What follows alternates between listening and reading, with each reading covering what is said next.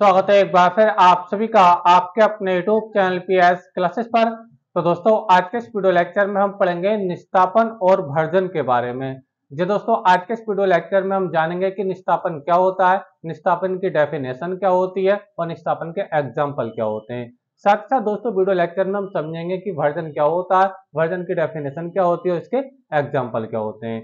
तो आइए दोस्तों बिना किसी देरी के शुरू करते हैं वीडियो लेक्चर को, समझते हैं पूरी बात को। दोस्तों वीडियो अच्छा लगे तो वीडियो को लाइक अपने दोस्तों में शेयर जरूर करना और चैनल पर पहली बार आए तो चैनल को सब्सक्राइब जरूर करना। तो चलिए स्टार्ट करते हैं। तो देखिए दोस्तों, पहले हम समझते हैं निष्ठापन के बारे में कि निष्ठापन क्या होता है।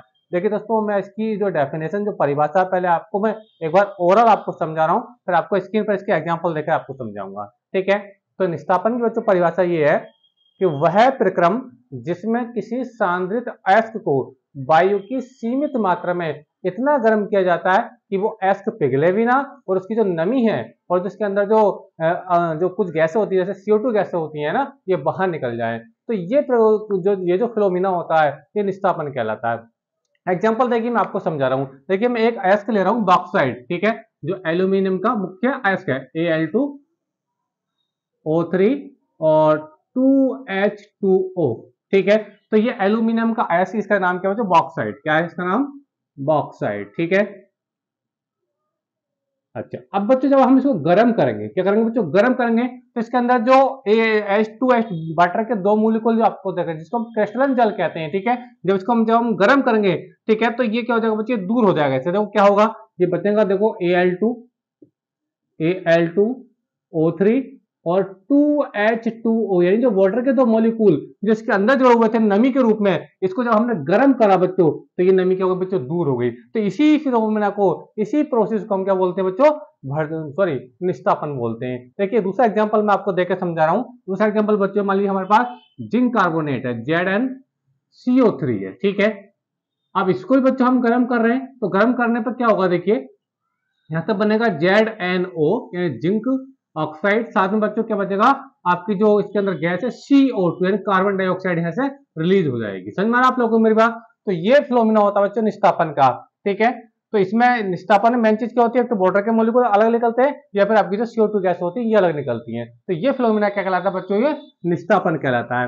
डेफिनेशन क्या है मैं आपको वही समझा रहा था कि वह प्रक्रम जिसमें सांद्रित अयस्क को वायु की सीमित मात्रा में, नियंत्रित मात्रा में इतना गर्म किया जाता है कि अयस्क पिघले भी ना और इसकी जो अशुद्धि है इसके अंदर जैसे बोल रहा है, ये आपका जो CO2 वगैरह ये बाहर निकल जाए, इसको बच्चों क्या बोलते हैं? निष्ठापन बोलते हैं। चलिए देखिए मैं आपको इसकी डेफिनेशन को लिख देता हूं आप लोगों के लिए, ठीक है। लिखेंगे वह प्रक्रम जिसमें जिसमें किसी सांद्रित अयस्क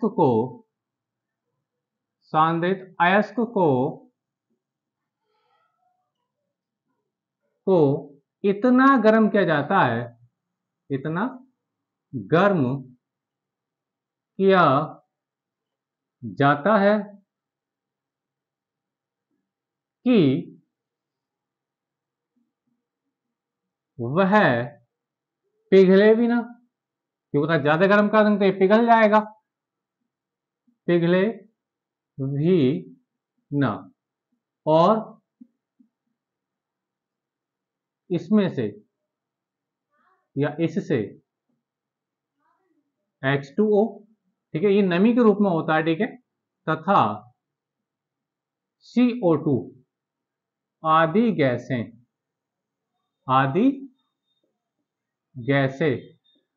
पृथक हो जाए। पृथक मतलब अलग हो जाए, अलग ही तो हुआ ही है ना। जो जल है ना ये नमी के रूप में है, जब इसको गर्म किया ना तो ये भाप के रूप में उड़ गया है, ठीक है, पृथक हो जाए।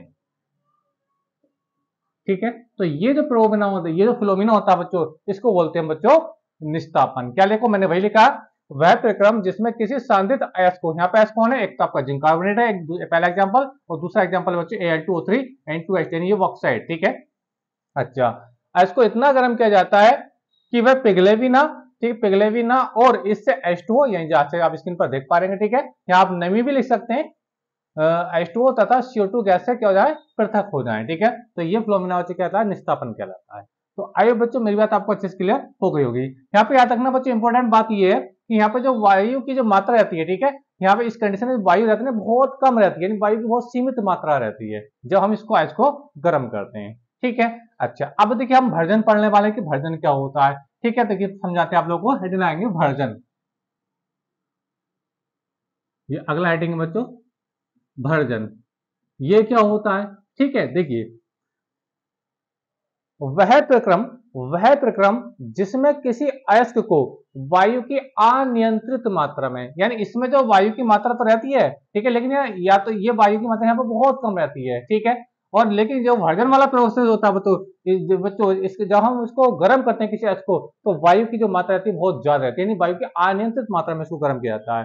तो निष्तापन में किसी अयस्क को वायु की नियंत्रित मात्रा रहती है, लेकिन भर्जन में जब हम किसी अयस्क को गर्म करते हैं तो वायु की अनियंत्रित मात्रा रहती है, यानी वायु वहां पर बहुत ज्यादा रहती है, ठीक है। तो वह प्रक्रम जिसमें किसी अयस्क को वायु की अनियंत्रित मात्रा में गर्म किया जाता है, जिसे वो पिघले भी ना, ठीक है, और इसके अंदर जो आपकी जो अशुद्धि पदार्थ होते हैं जैसे SO2, स्पेशल SO2 निकलता है, जब हम किसी अयस्क का भर्जन करते हैं तो SO2 मिलता है और उसकी धातु का हमें ऑक्साइड मिलता है। तो ये फिनोमेनन जो होता है बच्चों आपका भर्जन कहलाता है। चलिए देखिए मैं एग्जांपल देके आपको समझा रहा हूं। तो देखिए आप चाहे इसका स्क्रीनशॉट ले लीजिए, मैं इसको यहाँ पे रख कर रहा हूँ ताकि मैं इसका एग्जांपल आपको अच्छे से बता पाऊँ, ठीक है। तो देखिए मैंने दोनों का ही आपको दोनों एग्जांपल किसके थे, ये दोनों एग्जांपल बच्चों किसके निस्तापन के एग्जांपल थे, ठीक है। निस्तापन में रखना H2O यानी वाटर के मॉलिक्यूल, आपका CO2 बाहर निकलता है, लेकिन भर्जन में क्या होगा वो आपको समझा रहा हूँ, ठीक है। हटा दो इस चीज को। तो देखिए भर्जन के लिए एग्जाम्पल मैं बता रहा हूँ आप लोगों के लिए, देखिए समझिए मेरी बात। मान लीजिए हमारे पास है जिंक सल्फेट ZnS बोलते हैं हम जिंक सल्फेट, ठीक है, और इसको हम वायु की मात्रा में गर्म करें तो यहाँ पे ऑक्सीजन भी रहेगा, क्योंकि मैंने कहा वायु की मात्रा में बहुत ज्यादा रहती है, ठीक है। अच्छा आगे इसको गर्म करने पर मिलता है क्या बच्चों, हमें मिलता है बच्चों आपका ZNO इन धातु का जिंक का ऑक्साइड, साथ मिलता है बच्चों SO2, क्या मिलता है बच्चों SO2 मिलता है, ठीक है। समझ में आ रहा है आप लोगों को मेरी बात। अब इसको आप बैलेंस के फॉर्म में देखना चाहते हैं, यहाँ पे 2 लगा लीजिए, यहाँ पे आप 3 लगा लीजिए, ठीक है। अब इसको बैलेंस करेंगे तो 2 आगे लगा तो यहाँ 2 आ जाएगा और यहाँ पे बच्चों ये 2 आ जाएगा। तो आई होप बच्चों मेरी बात आपको अच्छी क्लियर होती है, बिल्कुल बैलेंस हो चुकी है, ठीक है। दूसरा एग्जाम्पल मान लीजिए हमारे पास क्या बच्चों लेड सल्फेट यानी पीबीएस है ना, लेड सल्फेट इसको बोलते हैं, ठीक है। अच्छा इसको भी हम वायु की मात्रा में गर्म कर रहे हैं, ठीक है। आगे जब गर्म करेंगे तो हमें क्या मिलेगा बच्चों आपका PbO मिलेगा, क्या मतलब PbO यानी लेड ऑक्साइड, ठीक है। साथ में जो आपको मिलता है आपका SO2 सल्फर डाइऑक्साइड। याद रखना भर्जन में देखो अभी जो मैंने आपको निस्तापन पढ़ाया था तो आपको क्या मिल रहा था, आपको मिल रहा था स्पेशल तौर पर CO2 अलग हो रहा था और वाटर का मॉलिक्यूल अलग हो रहा था, लेकिन भर्जन में क्या होता है स्पेशल आपको क्या मिलता है बच्चों, स्पेशल मिलता है आपको SO2 मिलता है, ठीक है। तो देखो अगर हम इसको बैलेंस दिखाएं तो यहाँ पे 2 लगा लीजिए, यहाँ पे आप 3 लगा लीजिए, ठीक है, यहाँ पे आप 2 लगाइए और यहाँ पे 2 लगाइए, तो ये अभी बच्चों ये बैलेंस भी हो चुकी है। तो आइए बच्चों मेरे बात ये आपको समझ में आ गई होगी, ठीक है। ये दोनों एग्जांपल इसके बच्चों भर्जन के एग्जांपल में। तो भर्जन में स्पेशल आपको क्या मिलता है, धातु का ऑक्साइड या जिंक ऑक्साइड जैसे लेड ऑक्साइड मिलता है, साथ में आपको सल्फर डाइऑक्साइड के मॉलिक्यूल निकलते हुए दिखाई देंगे भर्जन के अंदर, ठीक है। अच्छा अब देखिए बच्चों इसके अगर हम डेफिनेशन को लिखना चाहें तो डेफिनेशन वह प्रक्रम जिसमें किसी अयस्क को ये दोनों अयस्क तो हैं, ठीक है, अयस्क को वायु की अनियंत्रित मात्रा